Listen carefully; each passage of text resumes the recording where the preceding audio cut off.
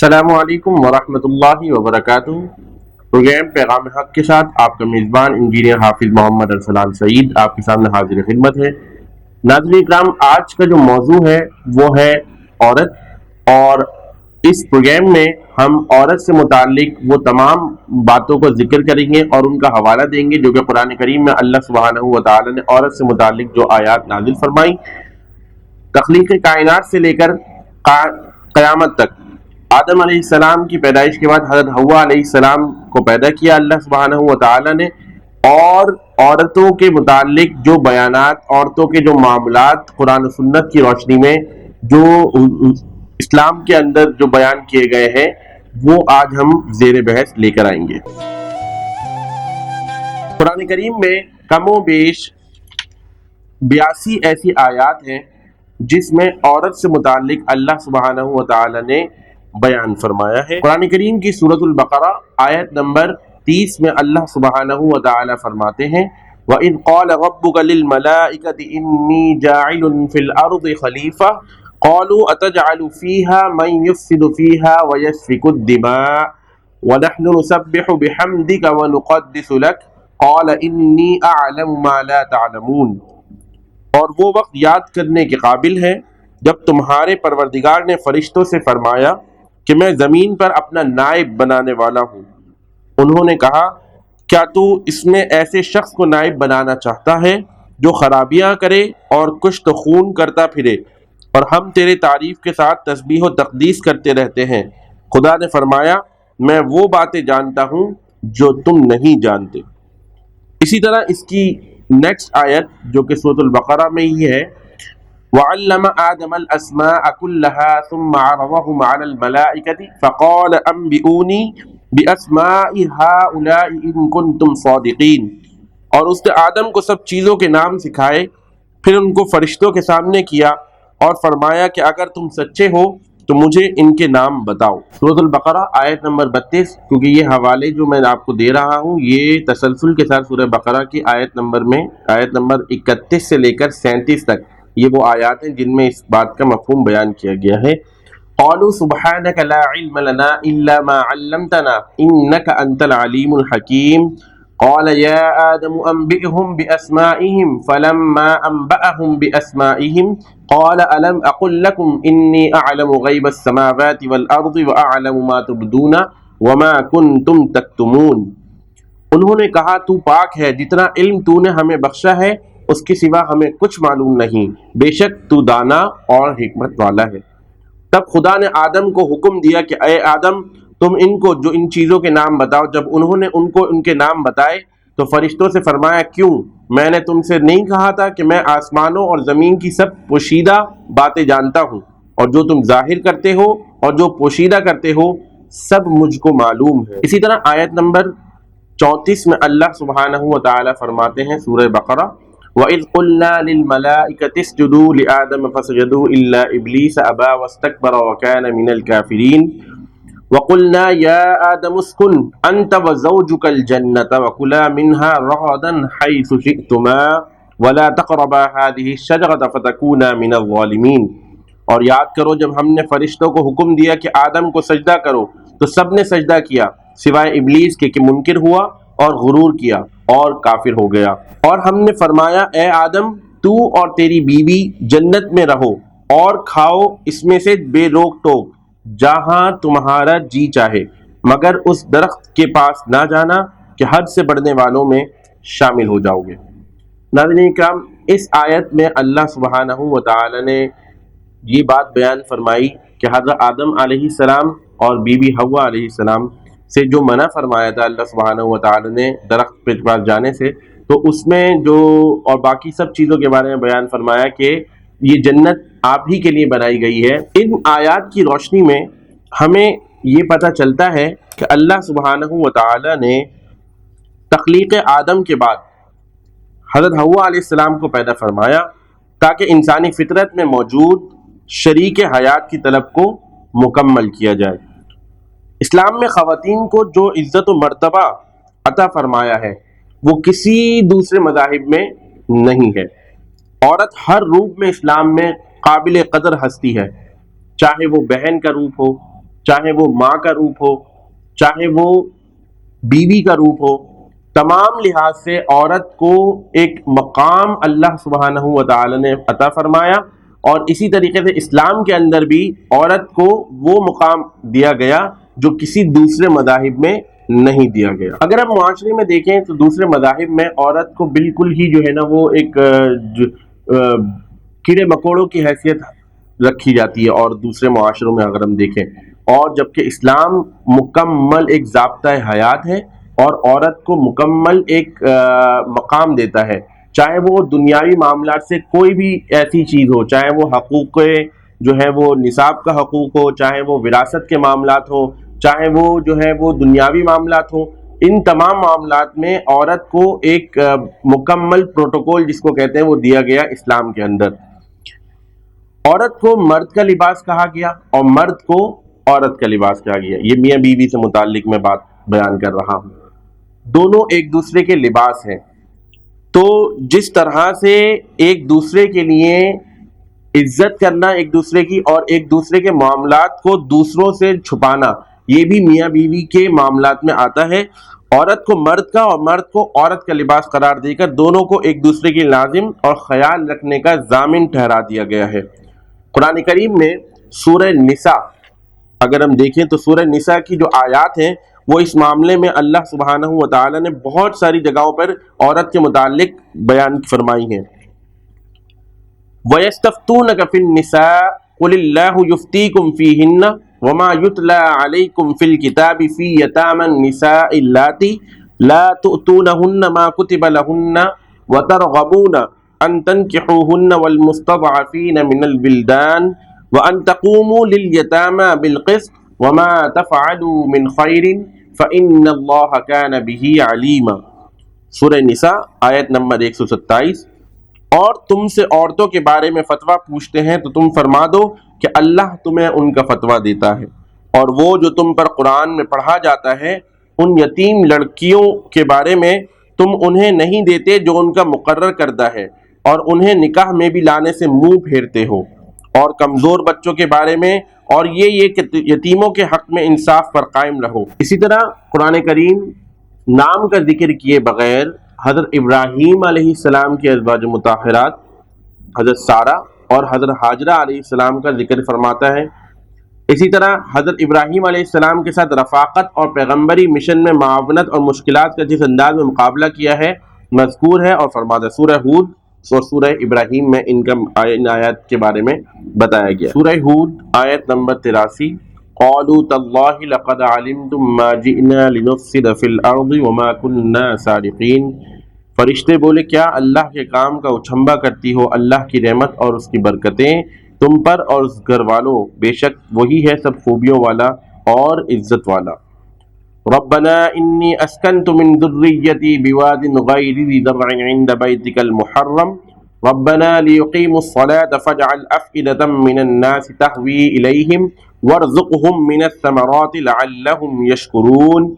اے میرے رب، میں نے اپنی کچھ اولاد ایک نالے میں بسائی جس میں کھیتی نہیں ہوتی تیرے حرمت والے گھر کے پاس، اے میرے رب اس لیے کہ وہ نماز قائم رکھے تو تو لوگوں کے کچھ دل ان کی طرف مائل کر دے اور انہیں کچھ پھل کھانے کو دے، شاید وہ احسان مانے۔ یہ وہ آیات ہیں جس میں اللہ سبحانہ و تعالی نے اپنے پیغمبر خلیل اللہ حضرت ابراہیم علیہ السلام کے ازواج کے متعلق جو ہے وہ ذکر فرمایا ہے۔ اسی طریقے سے قرآن کریم منافقین کی ریشہ روانیوں اور اللہ کے نبی کریم صلی اللہ علیہ وآلہ وسلم کے خلاف محاذ آرائیوں کو مبلغ انداز میں بیان فرما رہا ہے کہ ان کی وہ کوششیں جو نبی کریم صلی اللہ علیہ وآلہ وسلم کی ازواج کو گمراہ کرنے کی کوشش میں رہتے ہیں، اور انہیں در پردہ یہ پیغام دیا کہ نبی اکرم صلی اللہ علیہ وآلہ وسلم اپنی ازواج سے پوچھ لیں کہ وہ آپ کی رفاقت کی خواستگار ہیں یا دنیا کی مال و دولت کی، اور اگر وہ اس کی خواہش کریں گی تو انہیں یہ سب کچھ دے دیا جائے گا۔ سورۃ الاحزاب آیت نمبر 33، 28 اور 34۔ ناظرین اکرام، اسلام میں مرد و عورت کے کچھ حقوق ہیں۔ اسلام میں مرد اور عورت، یعنی کہ اگر ہم اسلامی نظریے سے دیکھیں، اسلامی پوائنٹ آف ویو سے اگر ہم اس کو دیکھیں تو جو شریعت نے جو نصاب قائم کر دیا ہے، ہمیں اسی کو ہی فالو کرنا ہے۔ زمانے جاہلیت میں اگر ہم دیکھیں تو عورت کو زندہ درگور کر دیا جاتا تھا، اور لڑکیوں کو اہل قریش جو تھے، وہ اہل مکہ یا اہل قریش یا اہل عرب جو تھے، وہ زندہ درگور کر دیتے تھے وہاں پر، اور ان کے ساتھ مطلب وہ ایک عورتوں کو برا سمجھتے تھے، لڑکیوں کو جو ہے وہ زندہ جو ہے ان کو دفن کر دیا جاتا تھا۔ اسلام نے آنے کے بعد اسلام میں اور اسلام کے اندر ہم دیکھتے ہیں کہ عورت کو ایک بلند مرتبہ دیا گیا، چاہے وہ ماں کی صورت میں ہو، چاہے وہ بہن کی صورت میں ہو، چاہے وہ بیوی کی صورت میں ہو۔ یہ وہ مقدس رشتے ہیں جس کی ہمیں قدر کرنی چاہیے۔ اللہ سبحانہ و تعالی بار بار قرآن کریم میں اس بات کا ذکر فرما رہے ہیں کہ عورت کے ساتھ جو ہے وہ ظلم و ستم نہ کرو، بلکہ ان کے ساتھ نرمی کا رویہ اختیار کرو۔ اور آپ صلی اللہ علیہ وآلہ وسلم کی پوری زندگی کا اگر ہم جائزہ لیں تو ہمیں یہ پتہ چلتا ہے کہ آپ صلی اللہ علیہ وآلہ وسلم نے بھی عورتوں کے حقوق کے بارے میں بڑا زور دیا گیا ہے، اور بار بار اس بات کی تلقین کی ہے کہ اللہ عورتوں کے معاملے میں اللہ سے ڈرتے رہو، ان کے حقوق پورے کرو، چاہے وہ بیوی کے حقوق ہو، چاہے وہ ماں کے حقوق ہو، چاہے وہ بہن کے حقوق ہو۔ تو یہ وہ مقدس رشتے ہیں جس کی ہمیں کوشش کرنی چاہیے کہ ہم ان کے معاملات میں اللہ سے ڈرتے رہیں اور نرمی اختیار کریں۔ سورہ آل عمران آیت نمبر 35، اللہ سبحانہ و تعالیٰ فرماتے ہیں اذ قالت امرأة عمران رب انی نذرت لک ما فی بطنی محررا فتقبل منی انک انت السمیع العلیم۔ اور وہ وقت یاد کرنے کے لائق ہے جب عمران کی بیوی نے کہا کہ اے پروردگار، جو بچہ میرے پیٹ میں ہے میں اس کو تیری نظر کرتی ہوں اور اسے دنیا کے کاموں سے آزاد رکھوں گی، تو اسے میری طرف سے قبول فرما، تو سننے والا اور جاننے والا ہے۔ وَإِذْ قَالَتِ الْمَلَائِكَةُ يَا مَرْيَمُ إِنَّ اللَّهَ اصْطَفَاكِ وَطَهَّرَكِ وَاصْطَفَاكِ عَلَى نِسَاءِ الْعَالَمِينَ۔ سورہ آل عمران آیت نمبر 24۔ اور جب فرشتوں نے مریم سے کہا کہ اے مریم، خدا نے تم کو برگزیدہ کیا ہے اور پاک بنایا ہے اور جہان کی عورتوں میں منتخب کیا ہے۔ فَاسْتَجَابَ لَهُمْ رَبُّهُمْ أَنِّي لَا أُضِيعُ عَمَلَ عَامِلٍ مِّنكُم مِّن ذَكَرٍ أَوْ أُنثَىٰ بَعْضُكُم مِّن بَعْضٍ فَالَّذِينَ هَاجَرُوا وَأُخْرِجُوا مِن دِيَارِهِمْ وَأُوذُوا فِي سَبِيلِي وَقَاتَلُوا وَقُتِلُوا لَأُكَفِّرَنَّ عَنْهُمْ سَيِّئَاتِهِمْ وَلَأُدْخِلَنَّهُمْ جَنَّاتٍ تَجْرِي مِن تَحْتِهَا الْأَنْهَارُ ثَوَابًا مِّنْ عِندِ اللَّهِ وَاللَّهُ عِندَهُ حُسْنُ الثَّوَابِ۔ سورہ آل عمران آیت نمبر 195۔ تو ان کے پروردگار نے ان کی دعا قبول کر لی اور فرمایا کہ میں کسی عمل کرنے والے کے عمل کو مرد ہو یا عورت ضائع نہیں کرتا، تم ایک دوسرے کی جنس ہو۔ تو جو لوگ میرے لیے وطن چھوڑ کر گئے اور اپنے گھروں سے نکالے گئے اور ستائے گئے اور لڑے اور قتل کیے گئے، میں ان کے گناہ دور کر دوں گا اور ان کو بہشتوں میں داخل کروں گا جن کے نیچے نہریں بہہ رہی ہیں۔ یہ خدا کے ہاں سے بدلہ ہے اور خدا کے ہاں ہمیشہ اچھا بدلہ ہے۔ یا ایھا الناس اتقوا ربکم الذی خلقکم من نفس واحدہ وخلق منها زوجها وبث منہما رجالا کثیرا ونساء واتقوا اللہ الذی تساءلون به والارحام ان اللہ کان علیکم رقیبا۔ سورہ نساء آیت نمبر 1۔ لوگو اپنے پروردگار سے ڈرو جس نے تم کو ایک شخص سے پیدا کیا، یعنی کہ اول اس سے اس کا جوڑا بنایا، پھر ان دونوں سے کثرت سے مرد و عورت پیدا کر کے روئے زمین پر پھیلا دیے، اور خدا سے جس کے نام کو تم اپنی حاجت براری کا ذریعہ بناتے ہو ڈرو اور ارحام سے بچو، کچھ شک نہیں کہ خدا تمہیں دیکھ رہا ہے۔ یہ وہ آیت ہے ناظرین اکرام جس میں اللہ سبحانہ و تعالی نے بیان کیا کہ عورتوں کے معاملے میں اللہ سے ڈرتے رہو، ان کے وہ حقوق پورے کرو، چاہے وہ ماں کے حقوق ہو، چاہے وہ بہن کے حقوق ہو، چاہے وہ بیوی کے حقوق ہو، چاہے وہ بیٹی کے حقوق ہو۔ کبھی بھی ان کے درمیان ایسی بات نہ کرو، ان سے متعلق ایسی چیز نہ کرو جو انہیں رونے پر مجبور کر دے اور اللہ سے شکوہ کرنے پر مجبور کر دے۔ سورۃ المائدہ آیت نمبر 5۔ الیوم احل لکم الطیبات وطعام الذین اوتوا الکتاب حل لکم وطعامکم حل لہم والمحصنات من المؤمنات والمحصنات من الذين اوتوا الكتاب من قبلكم اذا آتيتموهن اجورهن محصنين غير مسافحين ولا متخذي اخدان ومن يكفر بالایمان فقد حبط عمله وهو في الآخرة من الخاسرين۔ آج تمہارے لیے پاک چیزیں حلال ہوئیں اور کتابیوں کا کھانا تمہارے لیے حلال ہوا اور تمہارا کھانا ان کے لیے حلال ہے، اور پارسا عورتیں مسلمان اور پارسا عورتیں ان میں سے جن کو تم سے پہلے کتاب ملی، جب تم انہیں ان کے مہر دو قید میں لاتے ہوئے نہ مستی نکالتے اور نہ آشنا بناتے۔ جو مسلمان سے کافر ہو اس کا کیا دھرا، سب اکارت گیا اور آخرت میں ضیاءکار ہے۔ اسی طرح سورہ اعراف آیت نمبر 11 میں اللہ سبحانہ و تعالی فرماتے ہیں وَلَقَدْ خَلَقْنَاكُمْ ثُمَّ صَوَّرْنَاكُمْ ثُمَّ قُلْنَا لِلْمَلَائِكَةِ اسْجُدُوا لِآدَمَ فَسَجَدُوا إِلَّا إِبْلِيسَ لَمْ يَكُنْ مِنَ السَّاجِدِينَ۔ اور ہم ہی نے تم کو ابتدا میں مٹی سے پیدا کیا، پھر تمہاری صورت و شکل بنائی، پھر فرشتوں کو حکم دیا آدم کے آگے سجدہ کرو تو سب نے سجدہ کیا لیکن ابلیس کے کہ وہ سجدہ کرنے والوں میں شامل نہ ہوا۔ قال فیہا تحیون وفیہا تموتون ومنہا تخرجون، یعنی فرمایا کہ اسی میں تمہارا جینا ہوگا اور اسی میں مرنا اور اسی میں سے قیامت کو زندہ کر کے نکالے جاؤ گے۔ بار بار اللہ سبحانہ حضرت آدم علیہ السلام کی فضیلت بیان کر رہے ہیں یہاں پر، اور آدم اور حوا کو اللہ تعالیٰ نے اسی لیے پیدا فرمایا تاکہ جو انسانی جو آگے چلے گی نسل تو وہ انہی دونوں کی وجود سے آئی، اور اللہ نے انسان کو اشرف المخلوقات بنا کر بھیجا گیا، یعنی اللہ نے انسان کو اپنا نائب بنایا ہے زمین پر۔ اسی لیے اللہ نے اپنے فرشتوں کو اور ابلیس کو آدم کو سجدہ کرنے کا کہا، اور بار بار یہ آیت آ رہی ہے کہ یہ بتایا جا رہا ہے کہ اللہ سبحانہ و تعالی اس بات کی گواہی دے رہے ہیں کہ میں نے آدم علیہ السلام کو زمین پر اپنا نائب بنا کر بھیجا ہے، تو انسان کیا ہوا؟ اشرف المخلوقات ہوا۔ اسی طرح مرد اور عورت دونوں کے لیے جو ہے اللہ سبحانہ و تعالی نے قیامت کے بعد یعنی کہ جنت میں دونوں کے لیے جو ہے وہ نعمتیں مقرر کر دی ہیں۔ جس طرح مردوں کو جو ہے وہ نعمتیں ملیں گی اسی طرح عورتوں کو بھی ملیں گی نعمتیں۔ سورۃ النحل اللہ سبحانہ و تعالی فرماتے ہیں آیت نمبر 97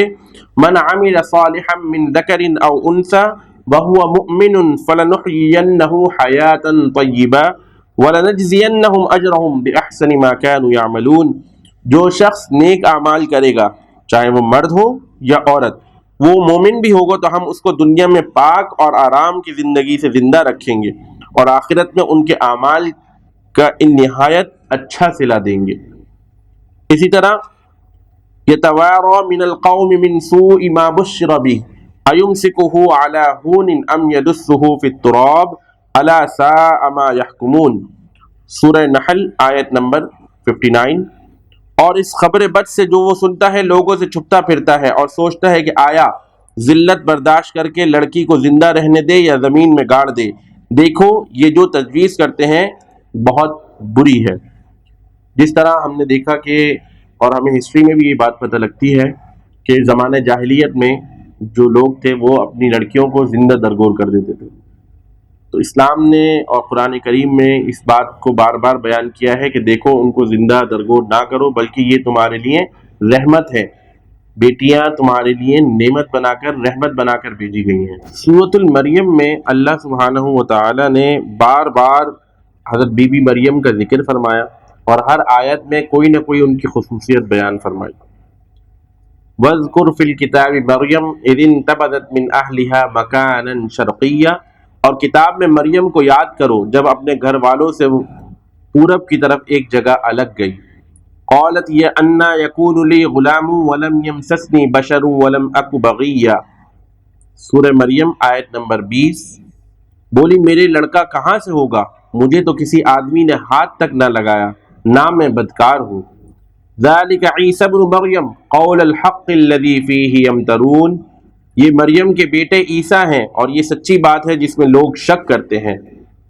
یہ اللہ سبحانہ و تعالی نے گواہی دی۔ وَلَقَدْ عَهِدْنَا إِلَىٰ آدَمَ مِن قَبْلُ فَنَسِيَ وَلَمْ نَجِدْ لَهُ عَزْمًا، اور بے شک ہم نے آدم کو اس سے پہلے ایک تاکیدی حکم دیا تھا تو وہ بھول گیا اور ہم نے اس کا قصد نہ پایا۔ سورہ طٰہٰ آیت نمبر 115۔ سورہ مریم میں اللہ سبحانہ و تعالیٰ نے بی بی مریم کے حوالے سے جو معاملات ہوئے اور انہوں نے جس طرح ایک گوشہ نشینی اختیار کری اور پھر ان کو حضرت عیسیٰ علیہ السلام کی صورت میں اولاد نرینہ نصیب ہوئی، تو یہ وہ معاملات ہیں جو اللہ نے اپنے قرآن مجید میں ذکر کیے، اور اس سے کس بات کی طرف اشارہ ملتا ہے؟ ہمیں اس بات کی طرف اشارہ ملتا ہے کہ عورتوں کے معاملے میں اللہ سبحانہ و تعالی نے کیا کیا بیان فرمایا ہے۔ عورت کیسی پاکیزہ ہستیاں ایسی ہیں جو عورتیں ہیں، عورتوں میں شمار ہوتی ہیں، جن میں حضرت بی بی مریم علیہ السلام، اسی طرح حضرت فاطمہ الزہرا رضی اللہ تعالی عنہما جو کہ خاتون جنت ہیں۔ تو ہم جتنی بھی ہماری دیکھنے والی ناظرین جتنے بھی ہیں، وہ ان کو چاہیے کہ ان کو اسوہ حسنہ، ان کے اسوہ حسنہ پر جو ہے ان پر عمل کرنا چاہیے۔ عموماً ہم دیکھتے ہیں معاشرے میں لوگ جو ہے وہ عورتوں پر بلا وجہ جو ہے وہ تہمت لگا دیتے ہیں، کسی پر زنا کی تہمت لگا دی، کسی پر جو ہے بدکاری کی تہمت لگا دی، اور اس کی جو ہے وہ پوری غور و فکر نہیں کرتے، اس کی پوری چھان بین نہیں کرتے، بلکہ ایسے ہی عموماً بس ایک عذرائے مذاق جو ہے وہ اس طرح کا ہمارے معاشرے میں یہ رویہ دیکھا جاتا ہے۔ اور عمومی طور پر ہم دیکھتے ہیں کہ کوئی بھی جو ہے وہ کسی کے اوپر جو ہے وہ اس طرح بد چلن کا جو ہے وہ الزام لگا دیتا ہے، اور جو ہے وہ پھر اس کو کاروکاری کر کے مار دیا جاتا ہے۔ کبھی ایسے بھی ہم نے دیکھے ہیں واقعات کہ اس میں پھر وہ جو ہے وہ عورت بیچاری جو ہے وہ ظلم کا شکار، ایک تو وہ ظلم کا شکار ہوئی اور اوپر سے جو ہے وہ اس کو اس دنیا سے بھی اس کو بھیج دیا جاتا ہے۔ تو اللہ سبحانہ و تعالی نے وہ کون سی آیت نازل فرمائی اس معاملے میں؟ تو سورہ نور میں اللہ فرماتا ہے، سورہ نور آیت نمبر 4، والذین یرمون المحصنات ثم لم یاتوا باربعۃ شہداء فاجلدوہم 80 جلدۃ ولا تقبلوا لهم شہادۃ ابدا واولئک هم الفاسقون، اور جو لوگ پرہیزگار عورتوں کو بدکاری کا عیب لگائیں اور اس پر 4 گواہ نہ لائیں تو ان کو 80 درے مارو اور کبھی ان کی شہادت قبول نہ کرو، اور یہی بد کردار ہے۔ کتنی سخت سزا بیان کی گئی ہے قرآن کریم میں، 80 درے مارنے کا حکم ہے اگر وہ 4 گواہ نہ لا سکیں۔ اور آپ دیکھیں سوشل میڈیا پہ دیکھ لیں یا عموماً دیکھ لیں، باتوں باتوں میں ایک تفریحی سلسلہ ہے، گفتگو میں یہ عام سی گفتگو ہو گئی ہے کہ کسی کے اوپر بھی بد چلن کا کردار کشی کرنا، کریکٹر ایسیسینیشن کر دینا کسی کی بھی جو ہے نا وہ آسان سی بات سمجھی جاتی ہے آج کل۔ اور جہاں اللہ سبحانہ و تعالیٰ کیا فرمانے کہ کسی پرہیزگار عورت پر اگر تہمت لگائی اور 4 گواہ نہ لے کے آئے تو اس شخص پر 80 درے لگانے کا حکم ہے۔ اسی طرح آیت نمبر 23 سورہ نور، ان الذین یرمون المحصنات الغافلات المؤمنات لعنوا فی الدنیا والآخرہ ولہم عذاب عظیم، جو لوگ پرہیزگار اور برے کاموں سے بے خبر اور ایماندار عورتوں پر بد کرداری کی تہمت لگاتے ہیں، ان پر دنیا و آخرت دونوں میں لعنت ہے اور ان کو سخت ترین عذاب ہوگا۔ تو اللہ نے لعنت بھی فرما دی ایسے لوگوں پر جو پرہیزگار عورتوں پر بد کرداری کا الزام لگائیں یا ان پر بد چلنی کا الزام لگائیں۔ تو کسی پر بھی خدا را کسی پر بھی اس طرح کے معاملات میں بڑی جو ہے جس کو کہتے ہیں چھان بین کی ضرورت ہے، اور اس طرح کسی کے اوپر بھی الزام لگانے سے پہلے 10 دفعہ سوچیں کہ کہیں ہم اس گناہ کے زمرے میں تو نہیں آ رہے جس کا ذکر اللہ سبحانہ و تعالی نے قرآن کریم میں بیان فرمایا۔ پھر اس کے بعد اللہ سبحانہ و تعالی نے نیک لوگوں کے لیے یعنی کہ نیک مردوں کے لیے نیک بیویاں اور غلیظ مردوں کے لیے غلیظ بیویاں، یعنی کہ خبیث کا ورڈ یوز ہوا ہے، اور پاک دامن عورتوں کے لیے طیبات کا ورڈ یوز ہوا ہے۔ سورہ نور آیت نمبر 26، الخبیثات للخبیثین والخبیثون للخبیثات والطیبات للطیبین والطیبون للطیبات اولئک مبرؤون مما یقولون لہم مغفرۃ ورزق کریم۔ سورہ نور آیت نمبر 26۔ ناپاک عورتیں ناپاک مردوں کے لیے، اور ناپاک مرد ناپاک عورتوں کے لیے، اور پاک عورتیں پاک مردوں کے لیے، اور پاک مرد پاک عورتوں کے لیے۔ یہ پاک لوگ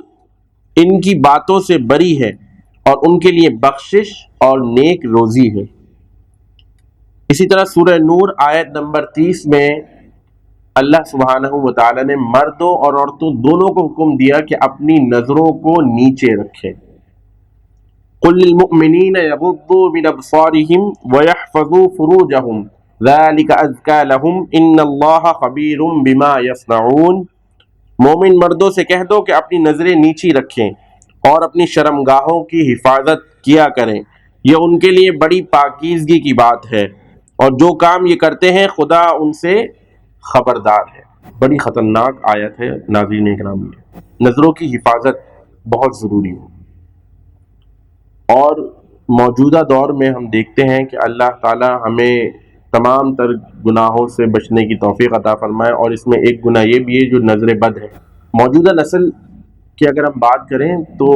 اور موجودہ دور میں جو سوشل میڈیا پہ جو فتنے پھیل رہے ہیں، ویڈیوز وائرل ہونا لوگوں کی، اور لوگ اپنی خود، پہلے تو یہ ہوتا تھا کہ لوگ جو ہیں وہ دوسروں کی ویڈیو وائرل کرتے تھے، اب لوگ مسلمان گھرانوں کی عورتیں، بچیاں اپنی خود ویڈیوز وائرل کر رہی ہوتی ہیں، اور چند پیسوں کی خاطر، چند پیسوں کی خاطر۔ خدا را اپنے گھر کی حفاظت کیجیے، اپنے گھر والوں کے اوپر نظر رکھیے، اپنے بچوں کی حفاظت کیجیے، اپنے بچوں پر نظر رکھیے، اور ان کو تلقین کرتے رہیے، اور ان کو جو ہے وہ قرآن و سنت کے متعلق بیان کرتے رہیں کہ بھائی دیکھیں یہ غلط ہے، یہ صحیح ہے۔ یہ بہت ضروری ہے، اور یہ جو گھر کے جو مرد حضرات ہیں، میں ان سے خصوصی طور پر مخاطب ہوں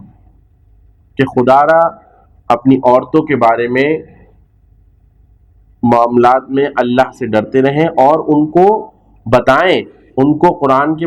حوالات دیں، ان کو جو ہے وہ قرآن و سنت کے حدیث کی روشنی میں بتائیں کہ یہ کتنا بڑا سخت گناہ ہے، بے پردگی کتنی